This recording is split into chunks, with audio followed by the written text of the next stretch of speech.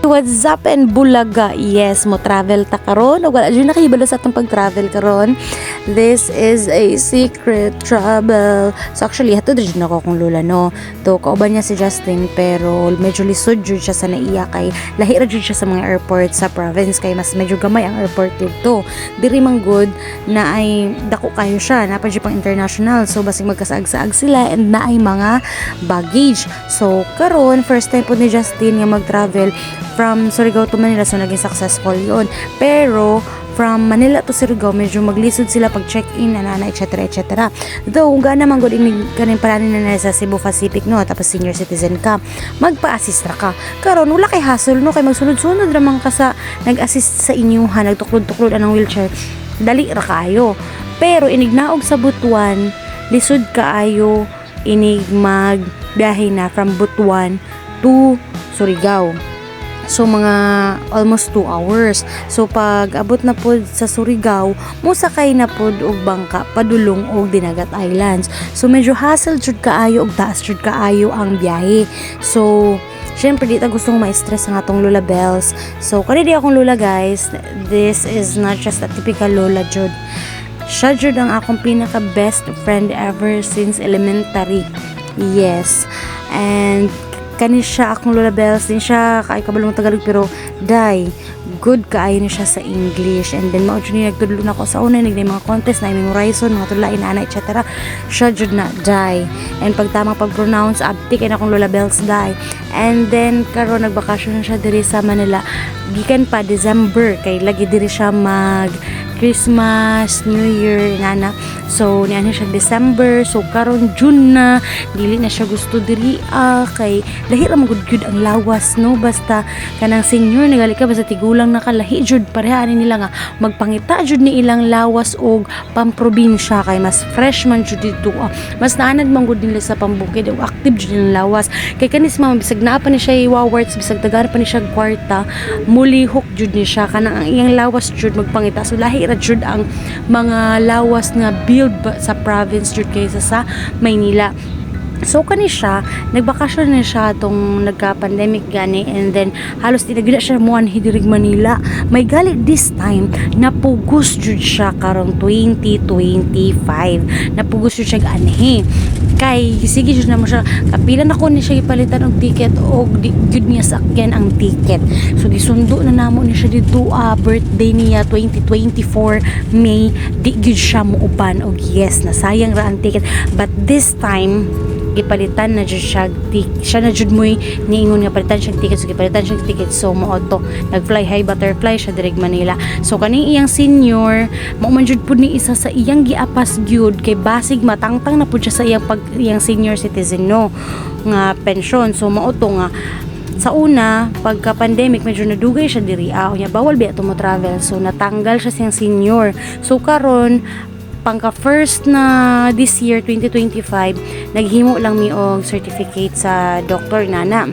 Pagkahuman pang second na dawat wala na niya gidawat so pang third na dawat mauna niyang giapas karon na madawat. So unta inig moabot na ang release makuha na niya kay pang katulo ra pag abot nagpangkatulo is matanggal na ka sa senior nana.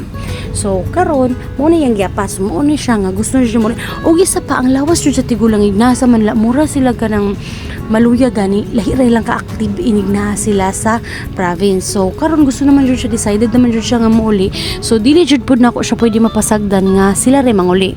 So mao to nga gi-surprise jud nako siya kay para panatag siya sa iyahang pag-uli para ma-assist jud siya tarong o hapsay jud ang biyahe. So para makasure jud ko kay lahira mo di magsige ka update kaysa sa makita gali nimo actual jud. So mao to nga banan jud nako sila. Buyag sad pud baya ang biyahe nga gikan sa Butuan 2 hours padulong og Surigao. So dili jud kay siya lalim para sa kanang tigulang nakakapoy jud kay na siya sa lawas as in. Og after pa jud ani nga magban from Butuan to Surigao, another na pod nga pandagat. So biyahe na pod ta bangka 1 hour or 1.5 hour halos inana ang dagan. So from Surigao padulong sa Dinagat Islands.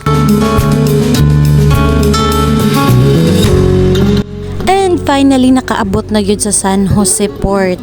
So to cut the long trip short, mao ni siya.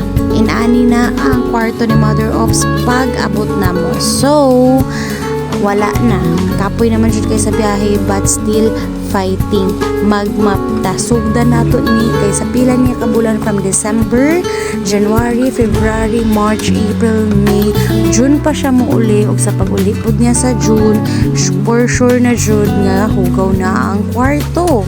So as expected, this is it pansit. So magsugod ta og map and let's see what we can do sa kani nga kwarto. So let's go.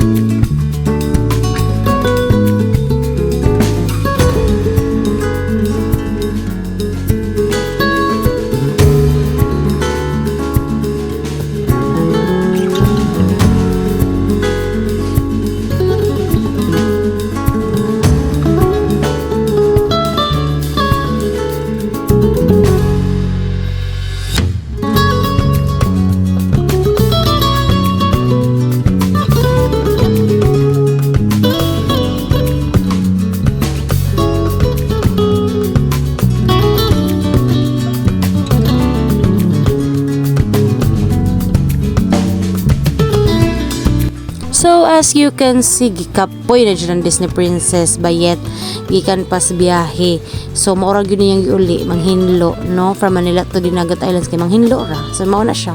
So gitry na ako nga mag floor mat and then kana siya ano tanan ako wallpaper na ako pero dili kay pangit kayo kung napalit nga wallpaper no.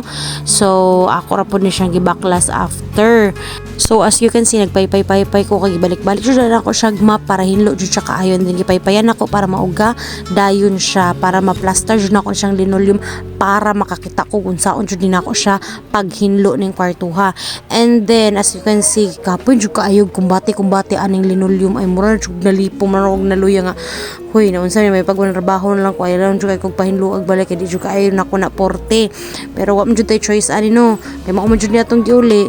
So tagam-tagaman antos besh kinahanglan humnon jud ni siya besh bahala nag unsaon ni man linoleum siya basta plain jud na siya di na siya magkulot-kulot diha besh. Ni uli kog pista pero wa jud ko gibating pista lang tawan lang mga para diri wa jud ko kasabot wa jud ko ka-relate kay ang akong gibuhat ni uli kog nang hinlo. So sila busy mauna ko'y video aning sa pista tungod kay unsa gibata man na dili pista na malit og plywood nangitag asa makapalit og 2x2 kay bag-uhon ang pultahan. So mao to na malit mig mga skim coat pintal. So mao to'y among pista na mintal. Og kabalo lang mo unsa ka swerte ang Disney Princess tungod kay pista busy ang mga tao walay panday. So kinsay nagpanday? Si Kuya Raymond, si Jilo, na mental mi. Tuluran eh, pwede na ipang construction laban-laban na dis. Dili basta-basta ning mga na-hire ni Eufrosina. Mga skill ni. Dako nang inadlawan kay grabe gyud kaayo. Grabe wala man gyud panday gyud no aning mga panahon na sumoto na nag-decide mi nga di na ni pwede kay mularga ra pug ko dayon kay maura jud ni akong tuyo diri nga mahinlo ning kwarto ni Mother Ops kay para og unsay mga kinahanglanon makabalo ko, ma-aware ko. So mao to kinahanglan change ang mga pultahan, i-repaint ang room para medyo hayag-hayag siya.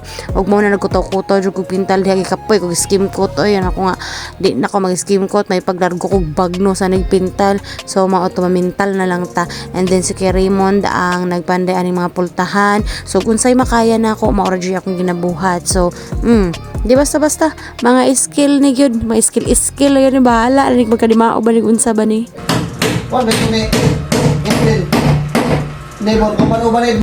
So kani nga moment ako gakumbati ko drig pintal sila po dito sa gawas nagakumbati po to sila og himo og kanang gabas-gabas sa mga plywood para sa pultahan. So ako drig gakumbati lang jud ko diri kisame basta maporma lang gyud ni siya. So medyo okay na po siya og maona ni siya ang update. So as you can see gibalis gimove pod nako ang katre mao ni akong giaras-aras sa gaina gamit jud ako kadakos lawas gyud aning panahon na. So mo na okay naman po siya. So, wa pa ni siya totally na human. Og so far sa among pagpaningkamot, inani na siya ka-pretty karon. So, wa pa ni siya totally na human, pero okay na gyud siya kaayo kaysa sa pag-abot namo, di ba?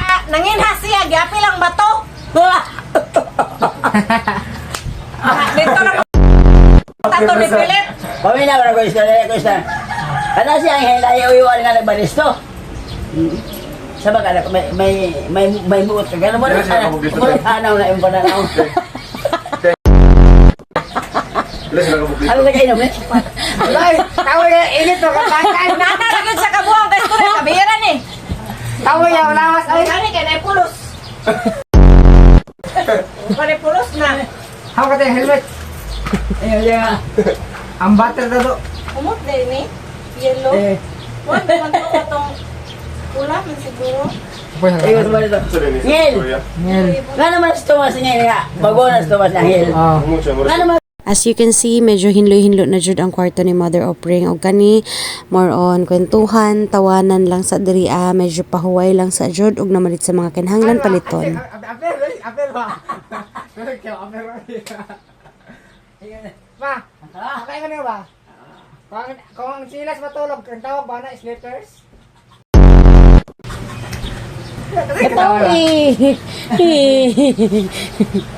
Ay, gano'n sila. Ay, Ginoo, Jesus.